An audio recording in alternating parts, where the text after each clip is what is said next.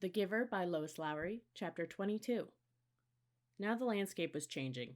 It was a subtle change, hard to identify at first. The road was narrower and bumpy, apparently no longer tended by road crews.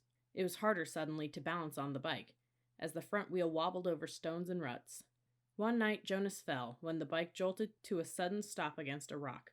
He grabbed instinctively for Gabriel, and the new child strapped tightly in his seat was uninjured, only frightened when the bike fell to its side. But Jonas's ankle was twisted, and his knees were scraped and raw, blood seeping through his torn trousers. Painfully, he righted himself and the bike and reassured Gabe. Tentatively, he began to ride in daylight. He had forgotten the fear of the searchers, who seemed to have diminished into the past, but now there were new fears. The unfamiliar landscape held hidden, unknown perils. Trees became more numerous, and the forests beside the road were dark and thick with mystery.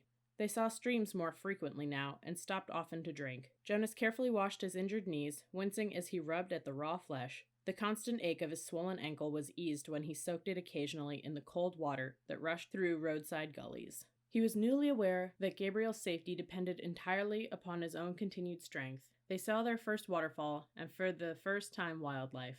"Plane! Plane!" Gabriel called, and Jonas turned swiftly into the trees, though he had not seen planes in days, and he did not hear an aircraft engine now. When he stopped the bicycle in the shrubbery and turned to grab Gabe, he saw the small chubby arm pointing toward the sky. Terrified, he looked up, but it was not a plane at all.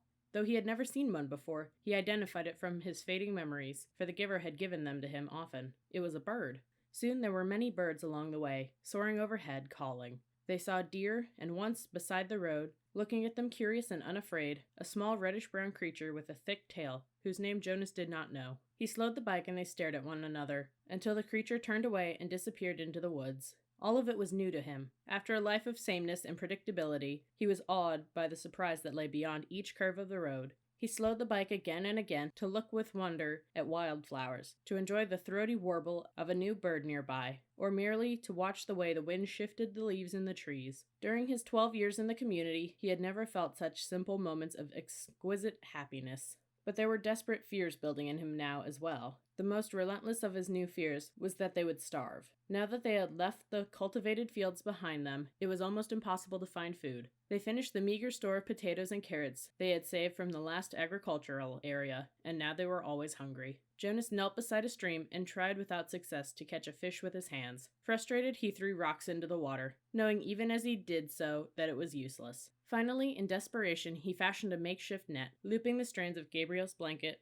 around a curved stick. After countless tries, the net yielded 2 flopping, silvery fish. Methodically, Jonas hacked them to pieces with a sharp rock and fed the raw shreds to himself and to Gabriel. They ate some berries and tried without success to catch a bird. At night, while Gabriel slept beside him, Jonas lay awake, tortured by hunger, and remembered his life in the community where meals were delivered to each dwelling every day. He tried to use the flagging power of his memory to recreate meals and managed brief, tantalizing fragments, banquets with huge roasted meats, birthday parties with thick frosted cakes, and lush fruits picked and eaten, sun-warmed and dripping from trees. But when the memory glimpses subsided, he was left with the gnawing, painful emptiness. Jonas remembered suddenly and grimly the time in his childhood when he had been chastised for misusing a word. The word had been starving. "You have never been starving," he had been told. "You will never be starving." Now he was. If he had stayed in the community, he would not be. It was as simple as that. Once he had yearned for choice. Then, when he had had a choice, he had made the wrong one, the choice to leave, and now he was starving.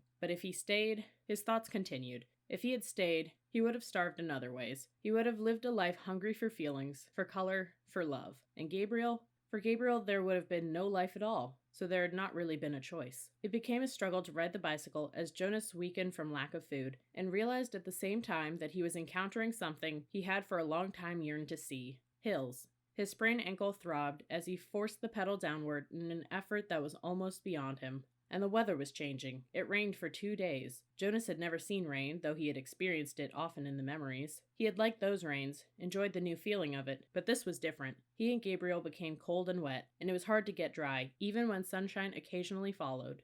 Gabriel had not cried during the long, frightening journey. Now he did. He cried because he was hungry and cold and terribly weak. Jonas cried too. For the same reasons, and another reason as well. He wept because he was afraid now that he could not save Gabriel. He no longer cared about himself.